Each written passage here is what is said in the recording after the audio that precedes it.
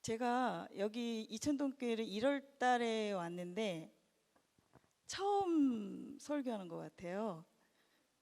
그럼 여지껏 뭐 했냐? 예배는 드렸어요. 예배는 드렸고, 그런데 저는 이제 이천동교회 이제 영유아부 담당으로 왔는데, 이제 코로나로 아기들이 안 오다 보니까 어떻게 참 외롭게 저 혼자만 이렇게 예배를 드리게 됐어요. 그런데 처음에는 좀 놀랬어요. 근데 하나님께서 이곳에 처음 이제 할 때 예배를 회복하라는 그 말씀을 주셨는데, 저는 그게 우리 아이, 제가 이제 사역하는 그곳에서의 예배 회복을 생각을 했는데, 시간을 계속 지금 저에게 대한 예배 회복이었어요. 그래서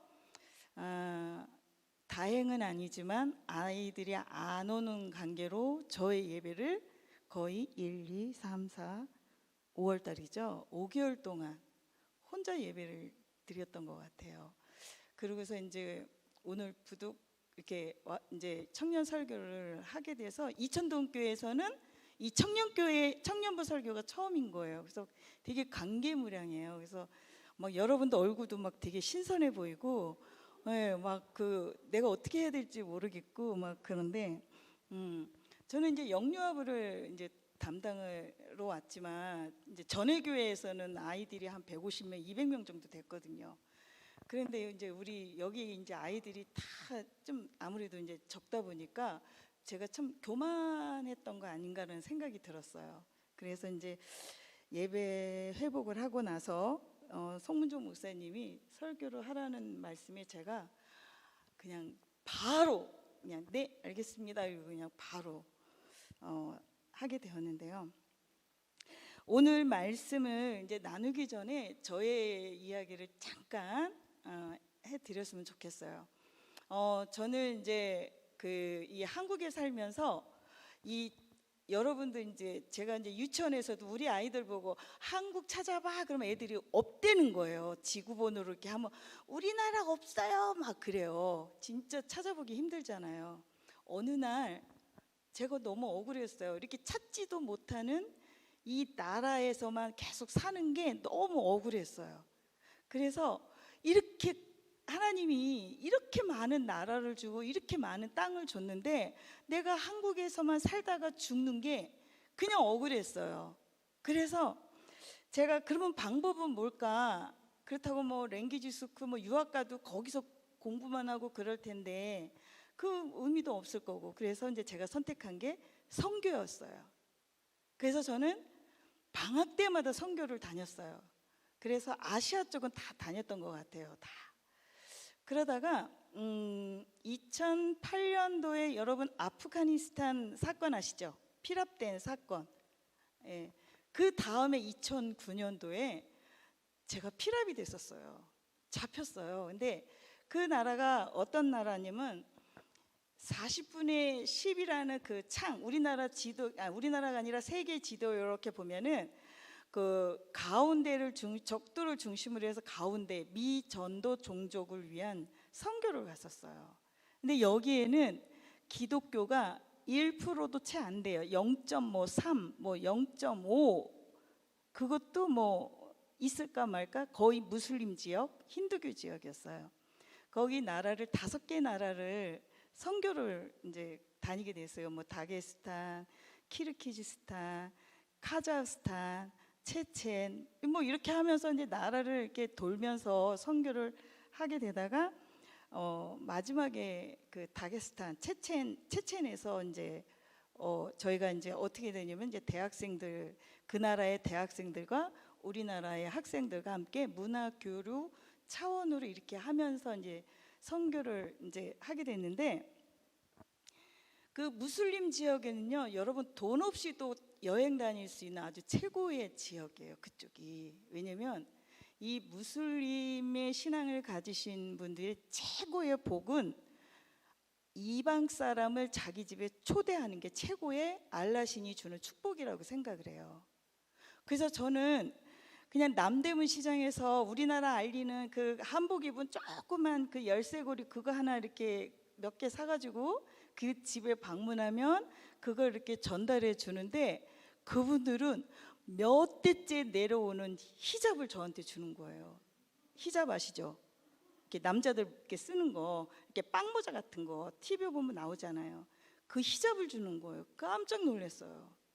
그래갖고 지금도 아직도 보관하고 있는데, 그들은 우리에게 주는 선물이 그냥 대대로 그 계보로 내려오는 그런 선물들을 주는 거예요. 저는 남대문 시장에서 고작게 열쇠고리 하나 줬는데, 그들은, 그리고 그들의 그 집의 침대, 그러니까 소파는 다 이렇게 펼쳐지는 침대예요. 왜냐면 미리 준비하는 거예요. 이방 사람들 우리 집에 거처하면 잘 수 있도록 이렇게 소파가 쫙쫙 펴져요, 침대처럼. 그리고 이렇게 막 옆 사람하고 뭐 이렇게 인사하고 뭐 막 이렇게 하면요, 그 사람이 저 대신 차비를 내줘요. 그 정도로 그 지역은, 그러니까 그쪽 지역은 정말 돈 없이도 여행 다닐 수 있는 그런 나라예요. 그렇다고 여러분들 지금은 가시면 안 돼요. 그리고 이렇게 밤에 이제 운전하고 다닐 때는 라이트를 켜면 안 돼요. 어디선가 모르게 나타나서 잡아가요. 그래서 밤에 가도 이 라이트를 끄고 간다든지, 그리고 밤이 되면 무조건 안에 들어가야 나를 보호하지, 밖에 있으면 그 사람들이 총을 쏴도 법적으로 그게 허용이 돼요. 그러니까 우리나라가 진짜 살기 좋은 나라죠, 그렇죠? 1시가 됐든 2시가 됐든 그냥 다녀도 뭐 이렇게 사고 나는 일이 특별하게 없고, 우리나라처럼 살기 좋은 나라도 없고, 그리고 거기는 화장실에 가려면 휴지 하나가 한 1m에 1달러, 휴지를 1달러 주고 사야 화장실을 들어가는 거예요. 그래갖고 막 저 같은 경우는 갑자기 돈이 없어가지고 그 화장실 지키는 사람이 딴짓할 때 얼른 들어가갖고 볼일 보고 나오고 막 그런 적도 있었거든요. 그러면서 제가 거기서 필압이 됐는데, 그 나라에서 이제 그 대학교의 그 강당에서 문화교류를 막 하고 있었는데, 저희 선교사님이 이 현수막을 올리지 마라라고 했는데, 어떤 청년이 현수막을 올린 거예요, 이렇게. 근데 그 밑에 하나님은 당신을 사랑합니다라고 히라보로 쓴 거를, 그걸 올린 거예요. 그래가지고 저희가 공연이 다 끝난 다음에 5명이라는 다른 청년들은 거기 청년들과 이제 만나가지고 그 집으로 초대돼서 갔고, 나머지 17명은 이제 갈 데가 없어서 그냥 강당에서 자냐 뭐 이렇게 막 하다가 좀 이렇게 군복 입은 사람처럼 생긴 분이 당신들을 위해서 호텔을 준비했다는 거예요. 야, 이게 웬 떡이야. 그러고서 이제 버스를 타고 한 1시간 정도 갔나 봐요. 밤에 갔는데 내리라 그래서 내려서 들어가라 그래서 들어갔는데, 영화에서 나올 법한 아주 펜트하우스 같은 그런 게 아니라 완전히 그 폭격에 의해서 그 무너진 호텔이었어요. 그 안에 들어가라는 거예요. 그래서 저희는 그 사람이 우리한테 되게 친절을 베푸는 줄 알고 그 안을 들어간 거예요. 그랬더니 막 거울 깨지고 막 먼지 막 거미줄 막 이렇게 있고, 진짜 하수구에서 막 벌레 나오고, 그러면서도 이게 어디야? 왜냐면 바깥에 있으면 정말 죽어도 이게 보호가 안 되니까. 그러고서 이제 거기서 있다가, 그래 우리 참자, 그냥 밤 새우자. 그리고 밤을 새우기로 하고서 있는데 한 30분 지났는지 막 총소리가 들리는데, 저희는 총소리가 폭죽인 줄 알았어요. 막 다다다다다 하고 들리는데 너무 깜짝 놀라갖고 걔네들이 우리 보고 나오라는 거예요. 근데 뭐라 그러는지 왜 막 그러고서 있는데, 제가 침대 밑에 이렇게 숨었어요. 나도 모르게 자동적으로 이렇게 숨었어요. 그러니까 막 애들 이렇게 막 손 머리 올리고 나가더라고요. 그래서 저는 이렇게 숨어가지고 다행히 몸 이제 키는 작고 그러니까 이제 이렇게 잘 숨었는데, 순간 그 생각을 한 거예요. 제가 한국으로 착각한 거죠. 내가 여기서 숨어서 나 혼자 있은들 이거 어떻게 갈 수가 없잖아요. 여건도 없는데. 그러다가 안 되겠다, 나도 나가야지 하고 이렇게 제가 벌떡 일어났는데 그냥 한 군인하고 맞부딪힌 거예요. 근데 그 친구가 갑자기 총으로 나를 이렇게 한 거예요. 그래서 내가 쏘지 말라고 막 그러고 나 손 올렸다고 막 이러고서 이제 또 한 30분을 걸어서 어떤 천막 같은 데를 들어가서 저희가 거기서 이틀을 있었어요. 이틀을. 그리고 이제 여권 다 뺏기고, 그리고 너네 여기 왜 왔냐?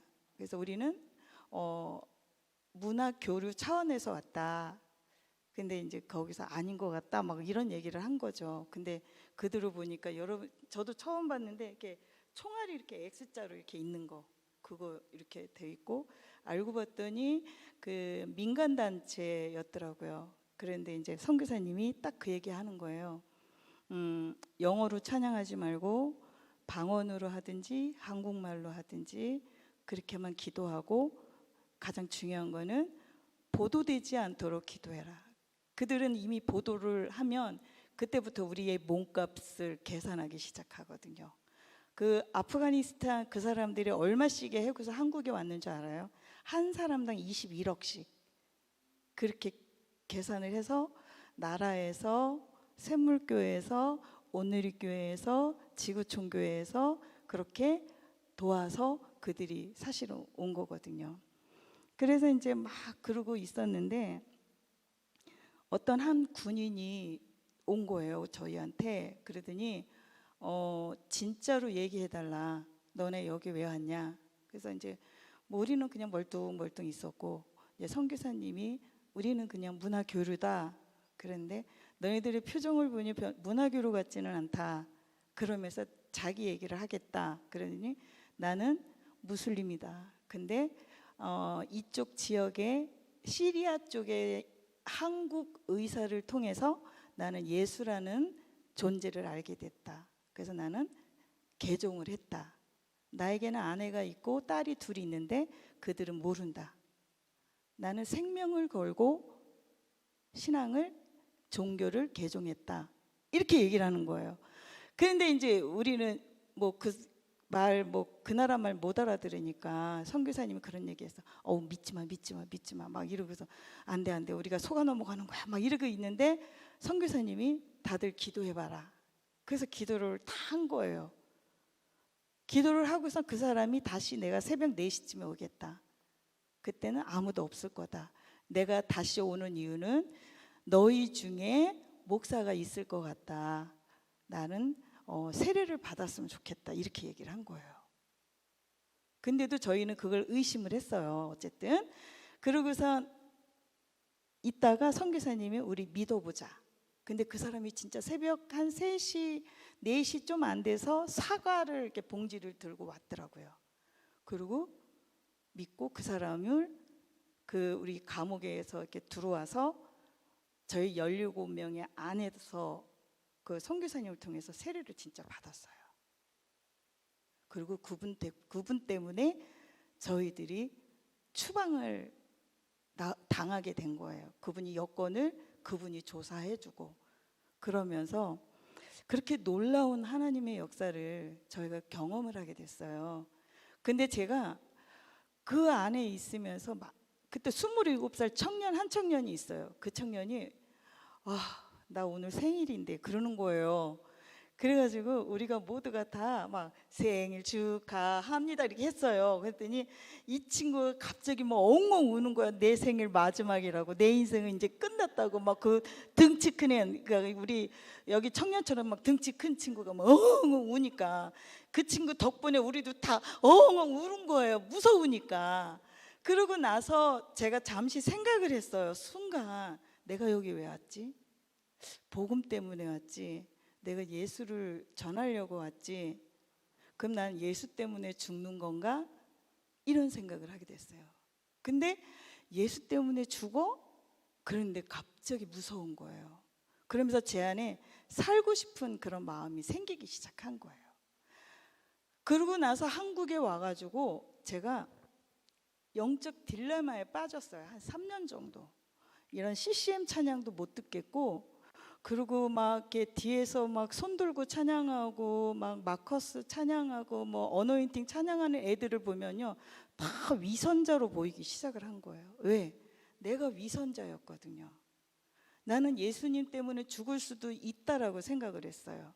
그래서 저의 이름이 영어 이름이 에스더예요. 죽으면 죽으리라. 근데 바꿨어요. 죽으면 살겠다로 바꿨어요. 제가 그거 에스더를. 왜냐면 저는 저를 알았어요. 내가 얼마나 위선이고 거짓인가를. 내가 한국에서 그렇게 열심히 기도하고 나만큼 믿음이 있는 사람 없었어라고 자신 있었던 내가 막상 현장에 그 상황에 닥치고 보니까 딱 3, 4초만 예수 믿었던 사람이고 그 뒤에는 내가 살아야 되겠다라는 그런 생각을 갖고 있었던 그런 위선자였어요. 그래서 제가 3년 동안 그 영적 딜레마에 빠지면서 그냥 교회를 안 나가기도 하고, 그러면 저희 할머니가 막 기도해 주시고 그러면서 저는 좀 많이 힘들었었어요. 정말 우리 이 예배 시간에 찬양하고 예배 드리는 게 정말 진실인가? 위선인가? 거짓인가? 그런 생각을 많이 했어요. 그 다음부터는 제가 점점 회복이 되면서 하나님께 이런 고백을 했어요. 하나님, 저는 예수를 위해서 절대 죽지는 못할 것 같습니다. 그러나 제 삶에서 제가 있는 자리에서 제가 최선을 다하겠습니다. 믿음의 최선을 다하겠습니다. 진실한 마음으로. 그러면서 지금 한 11년, 12년을 살아오고 있는 것 같아요. 여러분들은 생각해 보세요. 내가 정말 믿음이 있는가? 아니면 내가 위선자인가? 이거는 누구가 판단하는 게 아니라 자기 자신이 자기를 판단하는 그런 시간이었으면 좋겠고, 그래서 제가 오늘 짧게나마 제가 조금 더 젊었을 때 하나님을 위해서 이렇게 선교를 다니면서 아주 놀라운 경험을 하면서 저는 그것이 저한테는 터닝 포인트가 됐어요, 사실. 그래서 항상 무엇을 하든 하나님께 물어요. 제가 만족하고 제가 이 정도면 됐어 하는 어떤 만족감에서 제가 신앙생활을 하는 것이 아니라 늘 하나님께 묻습니다. 어떤 것이 나에게 최선의 선택인지. 여러분들도 우리 이 젊은 청년들 정말 귀한 믿음이잖아요. 이 믿음인데 여러분들도 세계를 품었으면 좋겠어요. 이 한국에서만 있지 말고 정말 세계를 품고, 제가 제일 좋아하는 TV가 그 세계 테마 여행인가 그거거든요. 동물의 왕국하고 그 다음에 드라마, 이거 제일 좋아하거든요. 그런데 이 세계 여행 보면은 정말 그 하나님이 만드신 이 자연들을 보면서 가보고 싶다. 제가 언젠가는 그 산티아고를 가려고 그래요. 근데 그 한번 걸어서 한 달 동안 걸어서 한번 가보고 싶은데, 그렇게 가면 참 사람이 아름다워진다고 하는데 언젠간 꼭 갈 거예요. 왜냐면 제 버킷리스트에 있기 때문에. 여러분들 지난주에 버킷리스트 하셨죠? 그렇죠? 하셨나요? 고개 끄덕거려 보세요. 하셨나요? 네, 여러분들의 반응을 보고 싶어요. 저도 버킷리스트가 항상 다이어리에 있거든요. 거기에 그게 있어요. 그리고 제가 만나고 싶은 사람이 20명이 있습니다. 그래서 그 사람들을 만나고 그 사람들에게 제가 원하는 것을 묻고, 어떤 분은 공항 가서 5분 만나고 공항까지, 인천공항까지 쫓아가서 5분 동안 만난 메시지를 적은 것도 있어요. 그래서 여러분들이 정말 젊었을 때 해야 될 일들을 분명하고 정확하게 하셨으면 좋겠어요.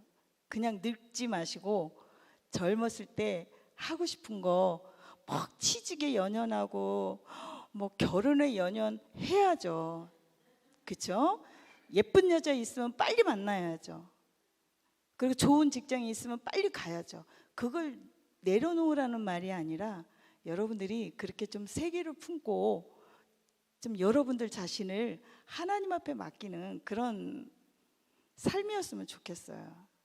그렇게 하실 수 있나요?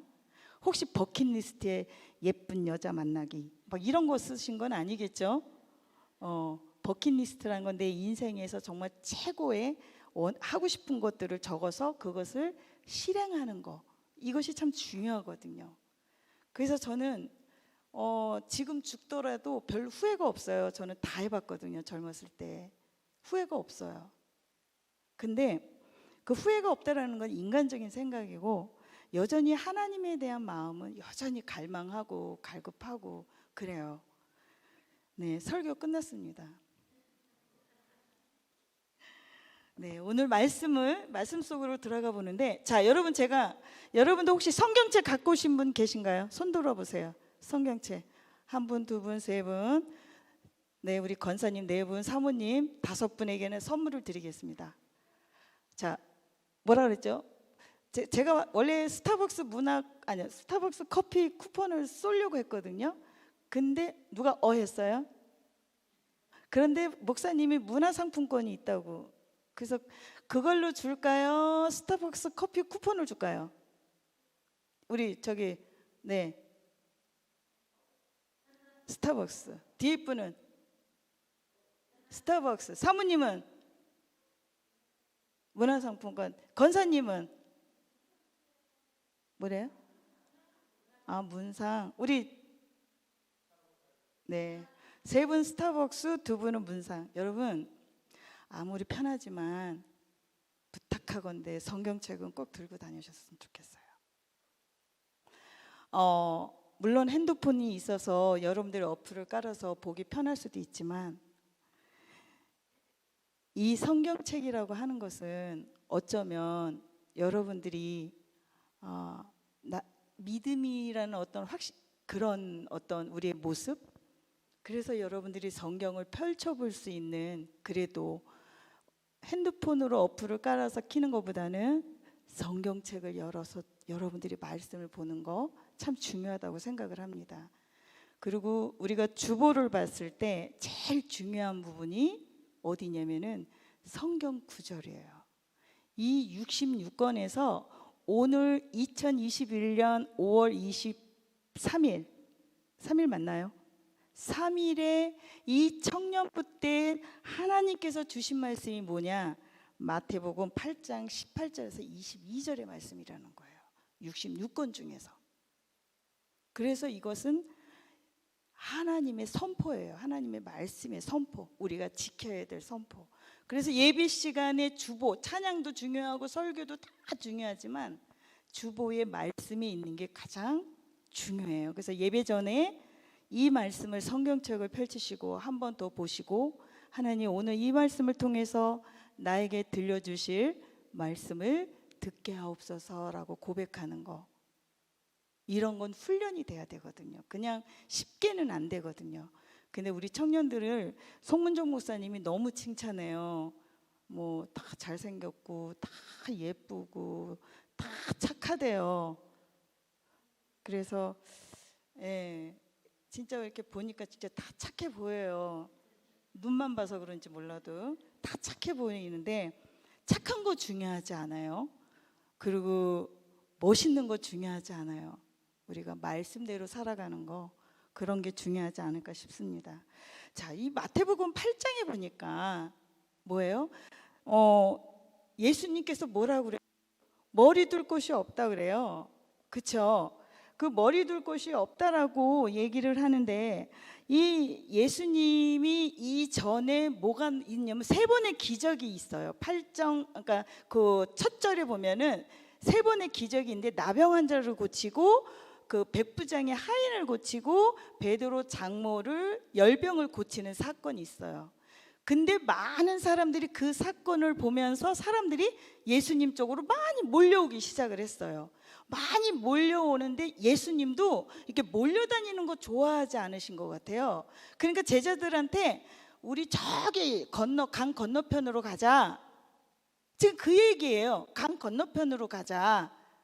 그러고서 이제 가려고 하는데 한 서기관이 나타나가지고 선생님이요, 선생님이 가시는 곳이면 제가 어디든 따라가겠습니다 라고 얘기를 해요. 그렇죠? 성경에 보니까. 그러니까는 예수님이 뭐라고 얘기했어요? 빨리 말씀해 주실 분. 예수님이 뭐랬어요? 서기관이 그렇게 얘기를 하니까 뭐라고 얘기해요? 성경 갖고 오신 분. 성경 갖고 왔는데 안 펼치시면 안 되겠죠?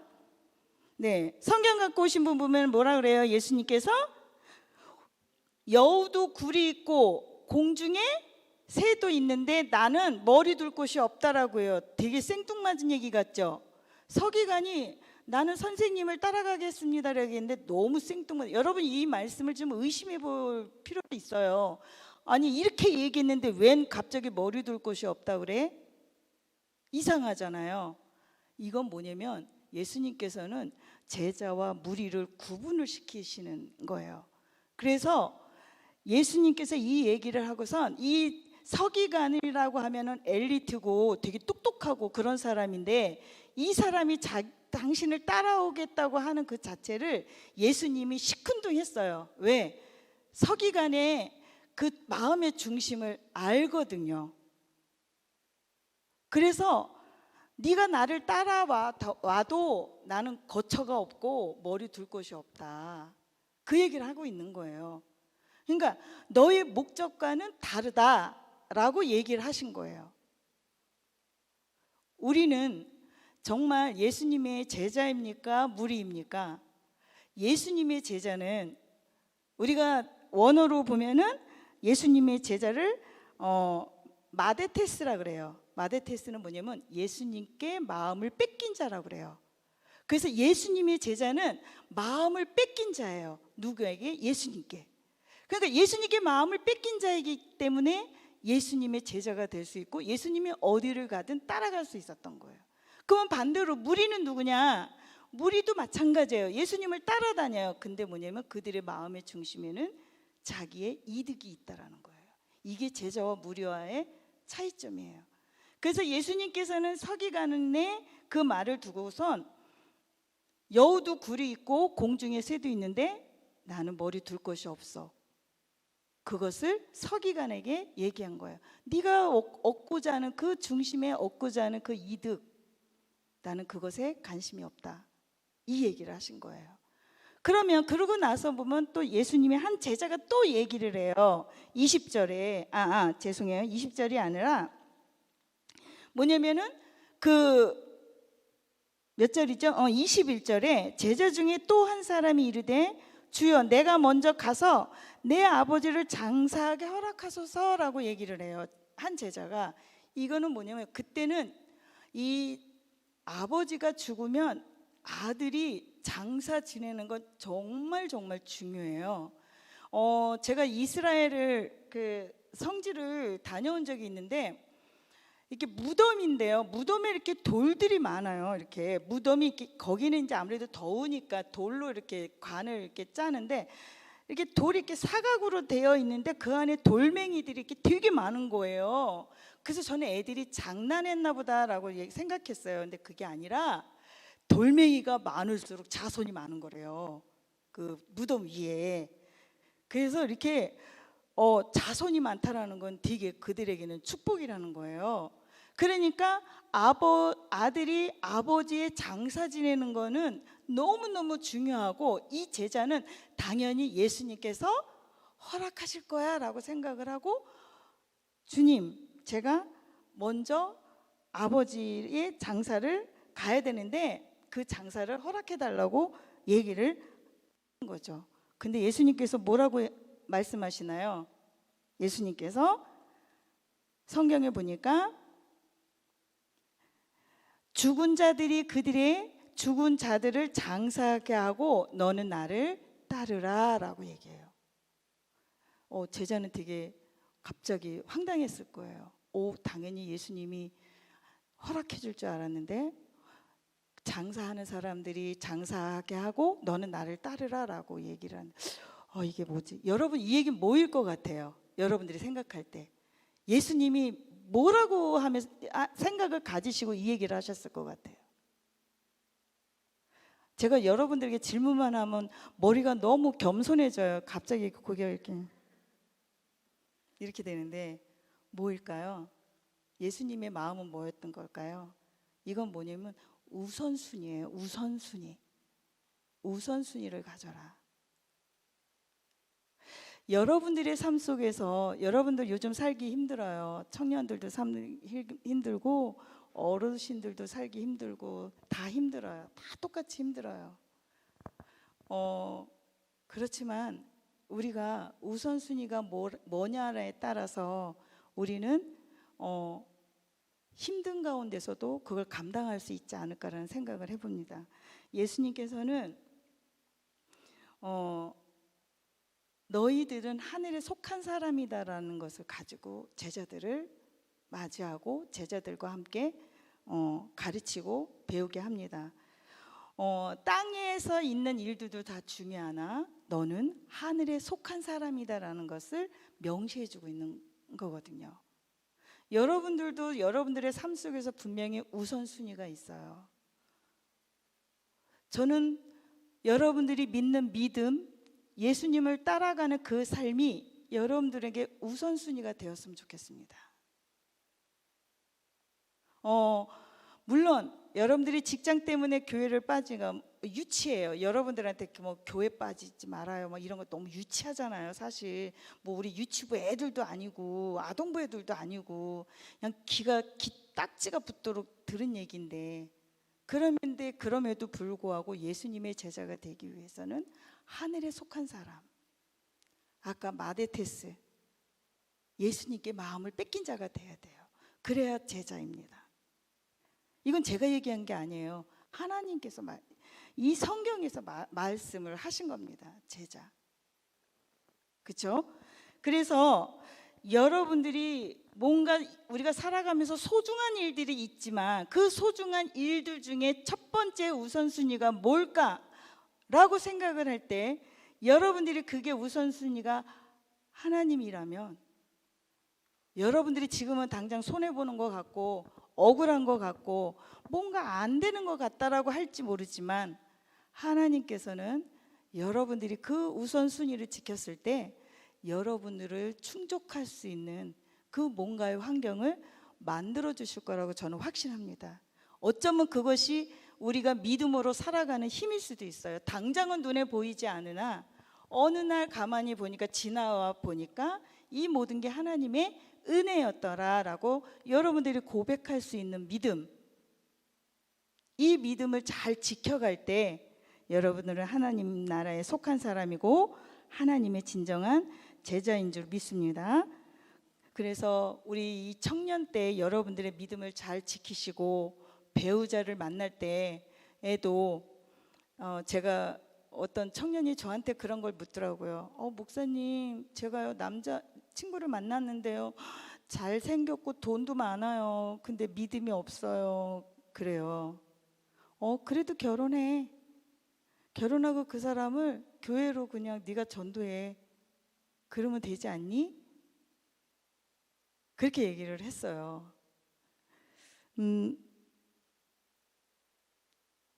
어떤 사람들은 또 그래요. 믿음의 배우자, 우리 청년들 믿음의 배우자를 원하시죠. 근데 속지 말라니까요. 이 믿음은 좋으나 집에 살림을 못하면 이 집에 가서 맨날 싸우잖아요. 교회에서는 기도도 열심히 잘하고 봉사 잘하는데 집에 가면 막 엉망이야. 뭐냐면 여러분들이 배우자를 만날 때 우리가 우선, 그리고 또 여자 자매들도 믿음은 없는데 되게 잘생기고 막 직장도 좋아. 그럼 막 고민해요.